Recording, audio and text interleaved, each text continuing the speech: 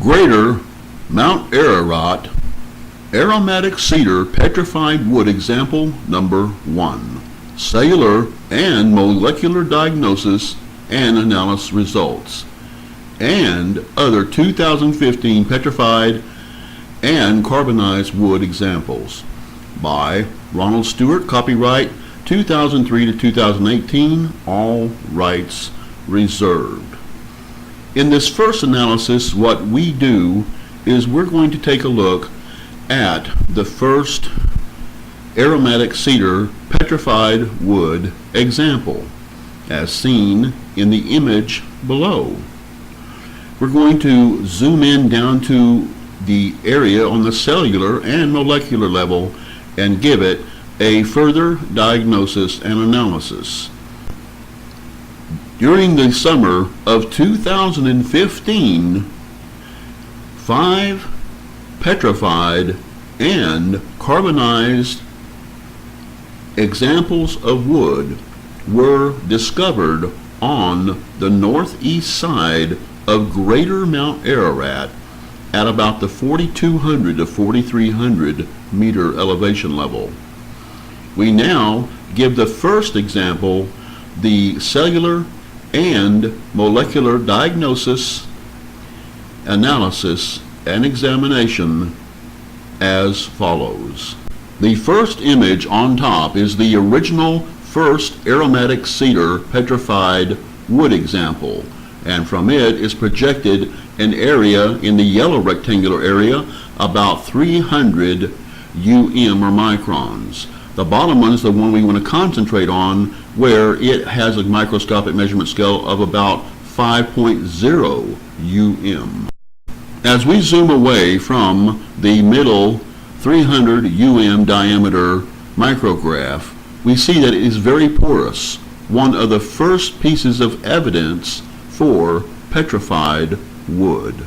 Next, we zoom into the bottom micrograph, which has a microscopic measurement bar in the left bottom corner of about 5 UM.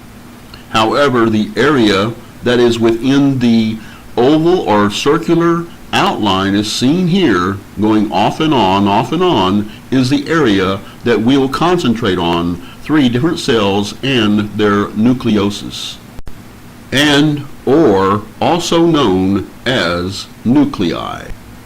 This supplemental material video is based upon a peer-reviewed paper 2018 by Ronald Stewart entitled Greater Mount Ararat Aromatic Cedar Petrified Wood Example Number 1, Cellular and Molecular Diagnosis and Analysis Results. Although the nucleus images in the accompanying video include these images in figure 20 of this peer-reviewed paper, these nucleuses or nuclei are not of in the aromatic cedar wood and its nucleus when it was alive. The primary point is that when it comes to cellular and molecular application to any cell and how the nucleus functions within the nucleus cell itself, that it still follows the same basic procedures and rudimentary functions as we would see in any form of life, like plants, trees, vegetation, animal, and especially human life forms that are more complex.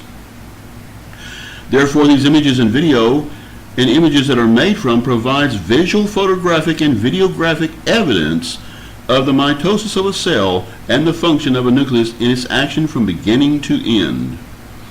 Therefore, in like manner, just like what you see in the nucleus function in these images and video, it functioned the same way before this piece of wood was petrified.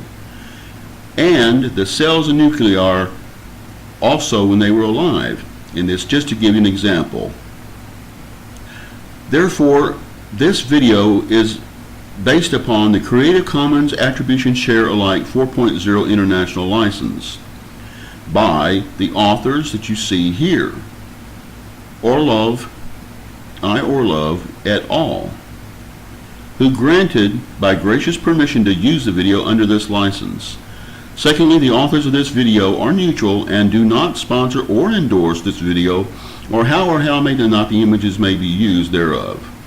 Thank you for your time. Here are how the 3 nuclei functioned within this petrified piece of wood when it was alive. The nucleus here can be seen inside the nucleus, which is part of the cytoprotoplasm of also the cell. Now, this video, it shows it starting from beginning to end. Here is the nucleus inside the cell, and of course now we see it change. It's starting to get smaller. It disassembles and then eventually will completely disappear, as we see here next as well. Here we see 3 different cells that have come together, and 1, 2, and 3 are the nuclei that tried to save the cell when the damage was too great. Now, the bottom line is that in all living forms alive, the nuclei controls the repair mechanisms of a cell. Therefore, in like manner, when this specific case of these nuclei came together to repair the damage of one cell, the other 2 nuclei came to help it. However, upon the damage being too great, they all died. So what do we learn here? We learn that the nuclei 1 through 3, once the damage had absorbed the cell, that it spread to the other nuclei and tried to absorb them. However, what they did is they tried to defend themselves but died in the state of ongoing mitosis, as we saw previously in the cell video. We just discussed the top image and what it means. In the bottom left image, A, where the red arrow points to the last image that we just saw in the video. That is the cell, and where the nucleus had completely disappeared.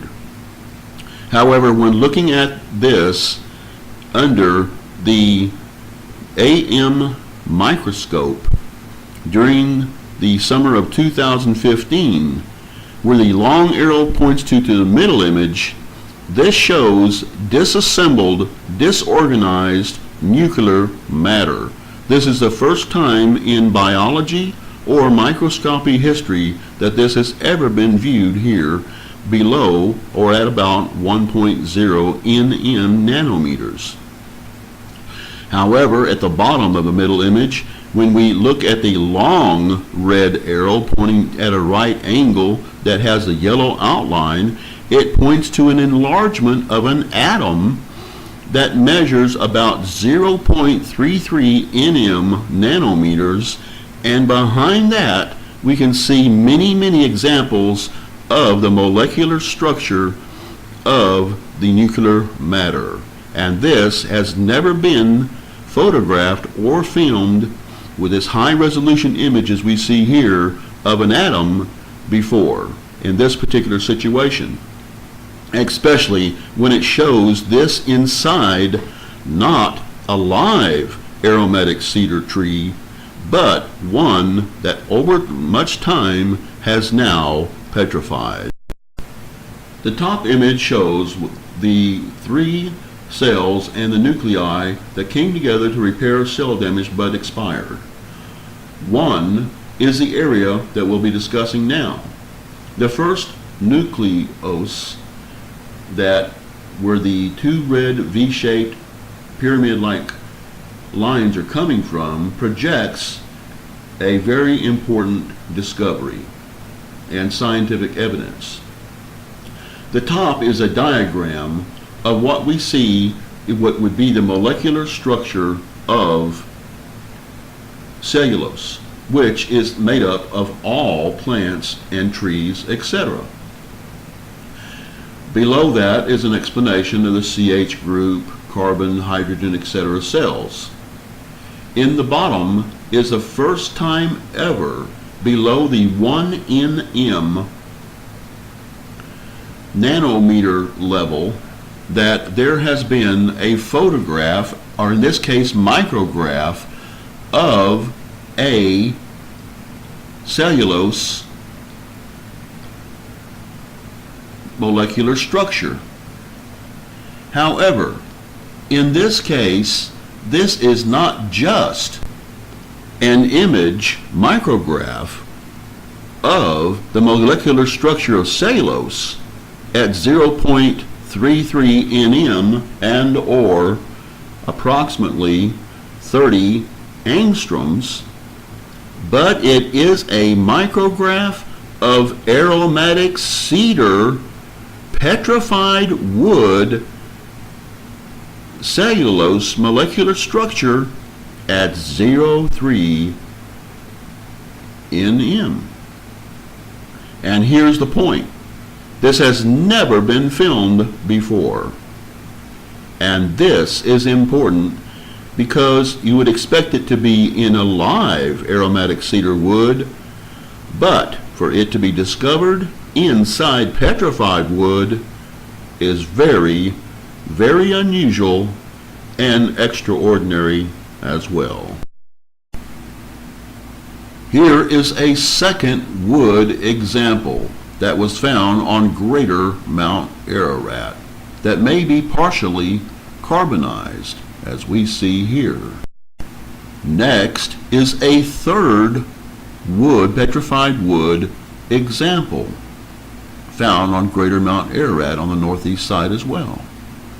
This has a yellowish tinge to it, and there also seems to have been some evidence here that before permineralizing and completely petrifying, that there was some deterioration, as we see in different locations in the wood here.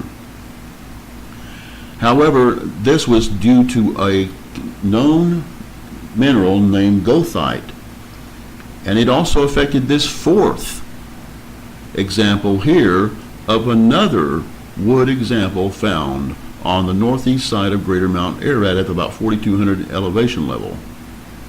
And here it is also indication that we can see that it has a yellow type tinge or color to it. And this also may have been because of the mineral that permineralized it called goethite. Here's some more information on goethite. The mineral goethite, or also known as goethization, has been mentioned in a number of peer-reviewed papers and confirmed as for having the effects that we just showed in the examples. Nowak et al. 2005 detected a wood samples of goethite and hematite at Duonaroba, Italy, pyrite with calcite also at Lukau, Poland, and goethite silica was also found at Kowalska, Poland.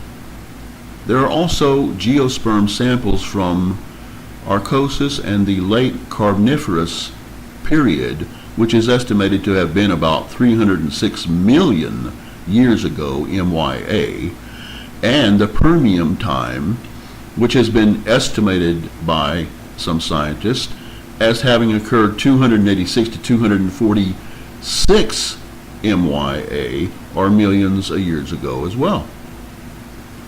Strulu and Darren et al. 2014 studied narrow woody axes permineralized by pyrite, FeS2, using standard paleo-climatological methods and created 3D images of the wood by propagation phase contrast and X-ray synchrotron microtomography. Pyritization can also be performed in the laboratory as seen in Grimes et al. 2001 and Brock et al. 2006. And here are the bibliographical references we had just mentioned about goethite and how it affected the last two examples that we saw of wood discovered on Greater Mount Ararat during the summer of 2015. If you need to stop the video in order to look at this more or to copy this down, please do so. We now continue to the next discovered example of carbonized wood as follows. Next and last, here is our next example of carbonized wood that we found on Greater Mount Ararat on the northeast side at about the 42 to 4,300 meter elevation level. We can see here that it is totally dark, and there may be crystallization also in the white areas. However, what causes wood to carbonize? Well, here is some more peer-reviewed data to review for this carbonized wood as follows. It is important to understand conditions in what can cause wood to carbonize. When biomaterial is exposed to sudden searing heat, as in the case of an atomic bomb explosion, or pyroclastic flow from a volcano, e.g., like in Greater Mount Ararat, for instance, it can be carbonized extremely quickly, turning it into solid carbon. In the destruction of the Herculean city was also done by a volcano. Many organic objects in that situation, such as furniture, were carbonized by the intense heat. The Smithsonian Institution scientific organization has the worldwide International Vulcanization Program, and they list that Mount Ararat, from what scientists have estimated, erupted in about 2400 BCE and has also erupted in as late as 1840 CE. However, if it could have erupted before then, that is likely as well. Here's an example of a pyroclastic flow from Wikipedia, which is a fast-moving different hot gas and volcanic matter that can move as fast as 700 kph or 450 miles per hour. The gases can reach temperatures of about 1,000 degrees centigrade or 1,830 degrees Fahrenheit. Again, here is some peer-reviewed papers and scientific verification about partial and complete carbonization. One specific category of calcification, also the formation of coal balls and petrification, was mentioned by Skednowiczka, 1972, and Scott and Rex, 1985, Scott et al., 1996, and de Michel and Phillips, 1994, Baker and de Michel, 1997, Damaris in 2000, Dernbach et al., 2002, and Taylor et al., 2009. Jefferson, 1987, mentions calcified wood, but mentioned it in the paper only. However, Brown et al., 1994, studied taphonomy of calcified plant fossils from Vissu in East Kirkton, West Lothian, Scotland. In the paper by Falcon, Lang, and Scott, 2000, described upland ecology of some late Carbonaceous Cordycean trees in Nova Scotia and England that were also petrified based on calcified plant remains. However, Min et al. In 2001 observed excellently preserved wood cell structure with primary uranium materials from a sandstone-hosted roll-type uranium deposit in China that was also carbonized. There was also pitchmite and coffenite that was mineralized and created carbonized wood. Scott and Collis in 2003 used a combination of non-destructive techniques such as cold catholuminance, SEM, scanning electron microscopy, to study calcium-rich wood mineralization of what was considered and estimated to be from the Pliocene age at Dunera, Italy, and the Jurassic age, which is estimated as well, in Swindon, UK. In the paper by Nowak et al., 2005, he analyzed several fragments of wood, also from Dunera, Italy, and 2 localities in Poland that was carbonized in like manner. In the Dunera sample, they found calcite and goethite hematite, which may have been a predisposition to carbonization. Permanization in wood also was found at Lukow, Poland. And a combination of calcite and pyrite and geothite was mixed with silica also in a carbonized sample as well. Those were 14 bibliographical scientific references that we just mentioned, which we now show as follows, 1 through 14. Now, you can look at these in the video, or you can stop the video and look at them for yourself. We go slowly in case you would like to copy these down, or if you would like to refer to them while watching the video. We are now scrolling down to bibliographical reference 8, 9, and then 10 is coming up. Next, 11,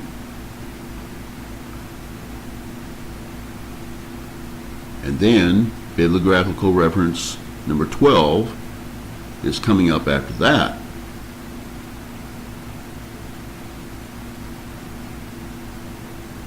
As we see here, and then 13 as we see here, and the next and the last one is 14. Like we said, if you want to stop and see this, do so. Thank you for watching this video. Have a good day.